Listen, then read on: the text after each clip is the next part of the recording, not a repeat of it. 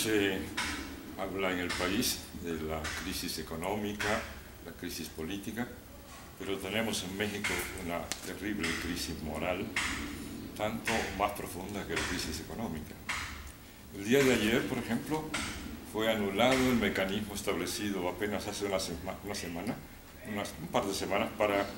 conceder una especie de renta vitalicia, bajo el eufemismo de haber de retiro, para los 11 magistrados del Tribunal Electoral del Poder Judicial de la Federación. Aunque el hecho de que se anulara esta concesión de un privilegio enorme a un grupo de funcionarios en el Congreso de México el día de ayer, la mala noticia consiste en que este notable privilegio se haya otorgado llegando al punto de considerar éticamente aceptable establecer dicho privilegio para los funcionarios judiciales. En primer lugar, por el hecho mismo de que si hay un grupo de funcionarios que obtiene un ingreso fuera de toda consideración equilibrada y fuera de toda sensatez, son estos funcionarios del Tribunal Electoral. Obtienen al año más de 4 millones de ingresos, eso sin contar con otros privilegios de bonos, fondos para vacaciones, etcétera, etcétera, que reciben. De tal manera que ya era un escándalo que estos funcionarios fueran remunerados de una manera tan desproporcionada, tan escandalosamente desproporcionada respecto al ingreso magro, precario de la inmensa mayoría de los mexicanos. Pero la crisis moral se refleja también en los propios argumentos usados por los magistrados durante el proceso de aprobación de este haber de retiro. Primero aceptaron el favor sin chistar, puesto que nadie puede pensar que se podía incluir subrepticiamente, como se hizo en la reforma legal de hace unas semanas, este privilegio sin el conocimiento y el consentimiento de los propios magistrados. Pero en segundo lugar, una vez que se dio a conocer este hecho y hubo una reacción pública de repudio absoluto a esta medida,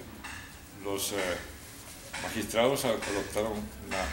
actitud digna y decidieron que aunque se estableciera el privilegio, ellos no lo aceptarían, no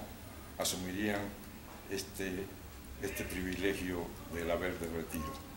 Y como en la fábula de Esopo, aquella zorra que intentó alcanzar las uvas y no lo logró, decidieron que no la querían, que no estaban maduras. Más aún, cuando se vuelve a discutir en el Senado el tema para revocar este privilegio, el vocero panista hace una argumentación que es reflejo de la crisis moral en que estamos. El vocero panista aseguró que era necesario garantizar este ingreso a los magistrados, a los jueces, porque esto garantizaría a su vez que no se corrompieran, lo que implica que el principio ético de comportamiento de acuerdo con normas morales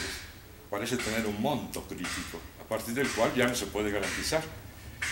el comportamiento de acuerdo con los principios.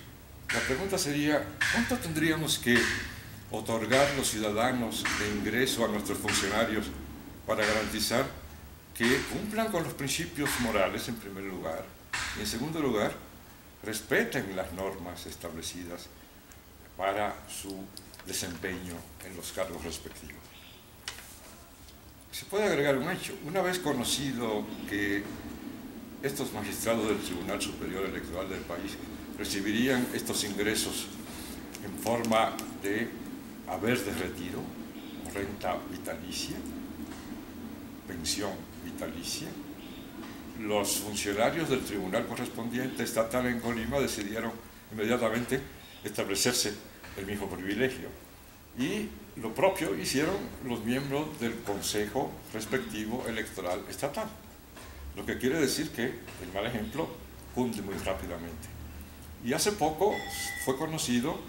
que los funcionarios del IFAL, un instituto creado para la transparencia, etcétera, en el país, estaban disfrutando de salarios que apenas eran unos miles de pesos inferior a el ingreso del presidente de la República, con el objeto de no violar la norma constitucional que establece que nadie puede recibir ingresos superiores a los del presidente de la República. De tal manera que esto es un reflejo de que el país sufre un mal profundo, y ese mal profundo tiene una primera raíz: el deterioro moral del país.